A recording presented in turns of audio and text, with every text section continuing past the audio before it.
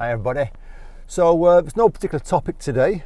I'm just driving along on the way to picking someone up for the next lesson, and I thought I'd just talk about things in general.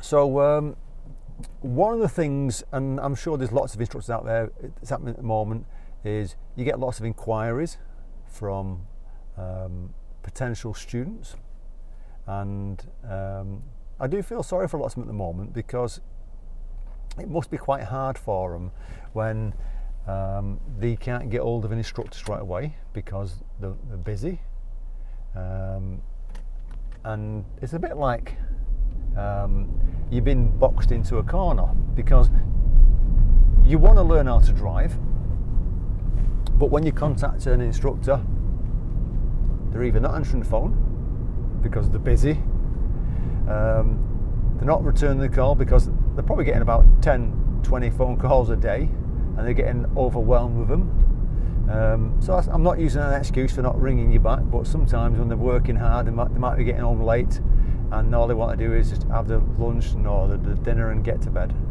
the next morning. I'm not trying to say it's a hard life as an instructor, but I'm just trying to give you both sides of the story. I suppose that's what it is. So going back to the student, who I do feel sorry for, so they've got to the point where they're turning 17, and either the parents or they've not thought about contacting in advance, and I get lots of people, a lot of parents saying to me, my daughter or my son's turning 18 next week, can I book him in for Tuesday morning or Wednesday afternoon, something like that.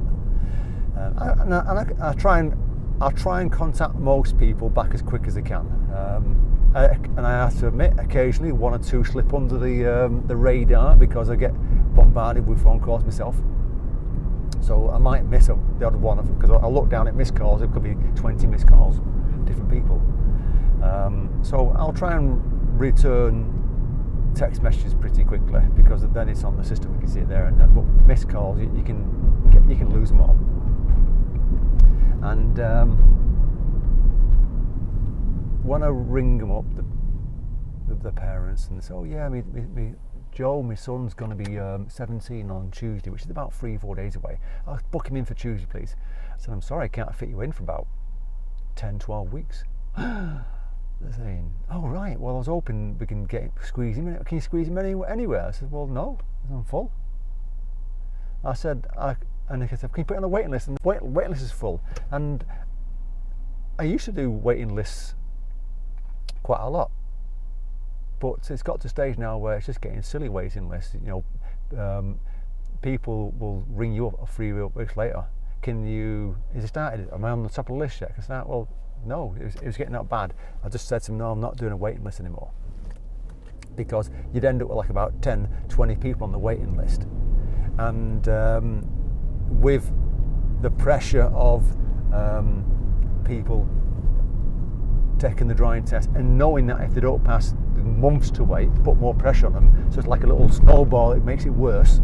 So the person who's taking the driving test might fail because of the pressure of knowing that if they make a mistake, they're going to wait for 5 months for a driving test.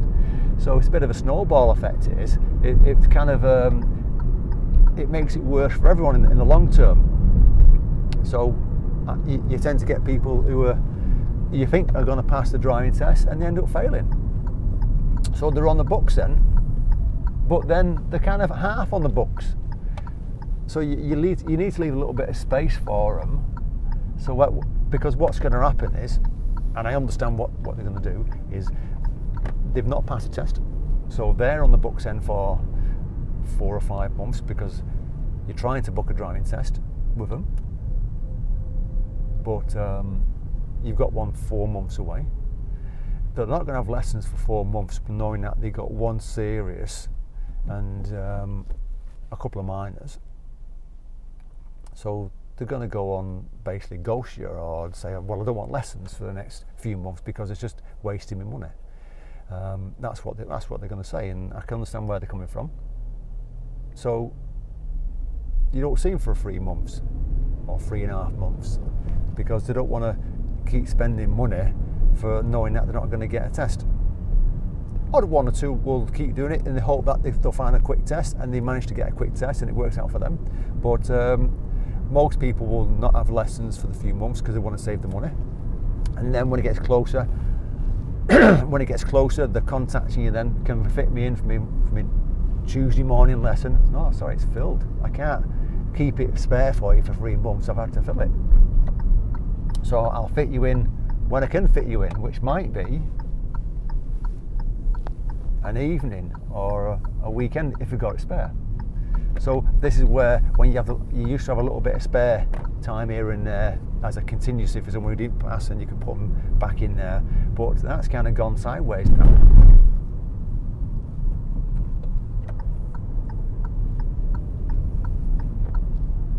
So when people contact you and they put you on, going back to the original one, which is why you can't fit them in straight away, and why I've stopped having waiting lists, is because the space that you had spare as a backup is filled up with people who, if they don't pass, they're wanting lessons in a few months' time.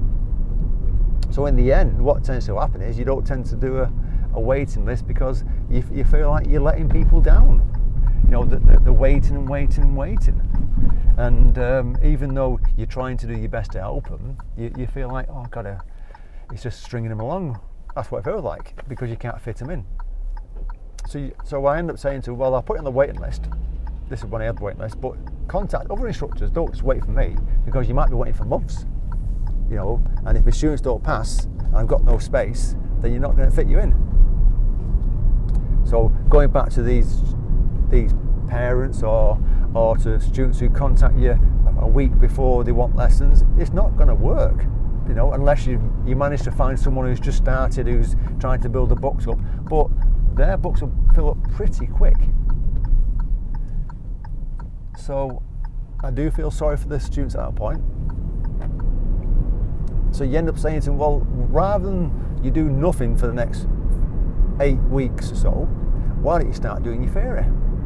So a lot of instructors now are saying, well, in Milton Keynes, yeah, they're saying things like, well, I don't want to take you on until you pass your theory, because then we've got a straight run for your driving test then. Because what's happening with some people is you'll take them on your books, and I've had this happen to me, you take them on and they can't pass the theory. It's like they're struggling to get past that first hurdle, and they're having lessons every week at that point. And then what happens then is you start saying to the parents, well, they've had like 15 hours of lessons and they've took the first theory test and they failed. If they don't pass the next theory test, if they be on 20 hours or 25 hours of lessons, and really at that point you really should be thinking about that driving test should have been booked. So it's putting pressure on them to pass the theory. So then they start having lessons every few weeks, so it's messing you around, and they're not making good progress because they're not having regular lessons. So what happens then is they stop having lessons until they pass the theory. And I've had one or two do that, and you don't see them for 3 months or 4 months or even longer because they just can't pass. Because some people are not naturally good at passing it. And then they come back to you, can I have my regular spot? No, it's gone. Sorry, I've filled it. I'll say to them, the spot's gone because I can't have an empty calendar. I've got to try and run a business, and it's difficult trying to run a business when you're chopping and changing all the time because of the situation, what the DVSA have left it all in. And I know they're trying to do changes at DVSA. I don't want to go on about that because that's another kettle of fish, that. But when students are contacting me now, I'm saying to them, done your theory? Oh, no, well, get on with your theory then. Get your theory done. Get it passed. So that you can get on with driving and so on. And I had one student recently, and a dad contacted me, I've been driving lessons, and I told the student, I said, you need to get on with your theory. You've had like 10 hours of lessons. Oh yeah, I'm busy. The dad contacted me, can we book a driving test? I said, no, we need to pass a theory. I told her this. Next time I turn up at the house, he's there at the door. why didn't you tell me she needs to pass her theory? So I looked at her, I said, tell him, I've told you twice to get your theory done. At that point, he said, well, we don't want regular lessons until she passes the theory. She couldn't pass the theory. Again, it took her 2 attempts. At that point, she'd had like 20 hours of lessons. And I booked a driving test the other day, and it's now June, and I think it's end of June. End of June is a driving test. So, and we're in start of January, so it's 6 months away, and she's had 20 hours of lessons already. So this is the situation. So they're under pressure. So what tends to happen also is I get people, so I'm ranting here now. I get people who contact me who've got the driving test booked. It's in 2 weeks' time. I only need a driving lesson or 2. I've had lessons in the past, but I stopped because I couldn't pass my theory. It's like a never-ending circle, and I do feel sorry for them, because it's like they're in a situation that they don't want to be in. They want to have lessons and take the driving test. So it is a vicious circle that they're all in at the moment, and let's get through here. So it is a vicious circle that they're all in, and I do feel sorry for the students who are caught in the middle of it all. My advice for the students who are kept to the end of this video would be contact an instructor in advance, speak to them and just say, I'm 17 in a few months' time, or I'm 18 in a few months' time, can I have driving lessons with you, please? And be nice to them, you know, because that doesn't go a long way. Please, and can I go on the books? Is there anything I can do? Should I get on with my theory? And they'll probably say, yeah, get your theory done, so that you can get a straight run. What they don't want to hear off you, because it's going to put instructor's office, is I've got my driving test booked in a few months' time, can I have some lessons? Because what they're going to do, and this is going to sound bad when I say this one, they're going to say, well, I've got 3 people contact me here. One person's got the driving test booked in 2 months, and the other 2 are just about to start out on driving lessons. You know who the instructor's going to go with? It's an easy win. They're going to get more money, aren't they? They're going to go with the one with the more lessons, because it's more consistent. They'll fill the space for longer. And it sounds harsh saying that, and I bet there's people out there who's had it happen to, but that's reality. What you need to be doing is speaking to an instructor, say, can I have a driving lesson with you, please? And if they say you've had lessons before, you've had some lessons, but I want lessons and I want to get my driving test booked. So like, the driving test is not booked, they understand where you stand, and you're not trying to pressurise the instructor to get you quickly in for that driving test. I'll just get this past here. So good luck with whichever route you want to take. Don't leave it till last minute to contact an instructor.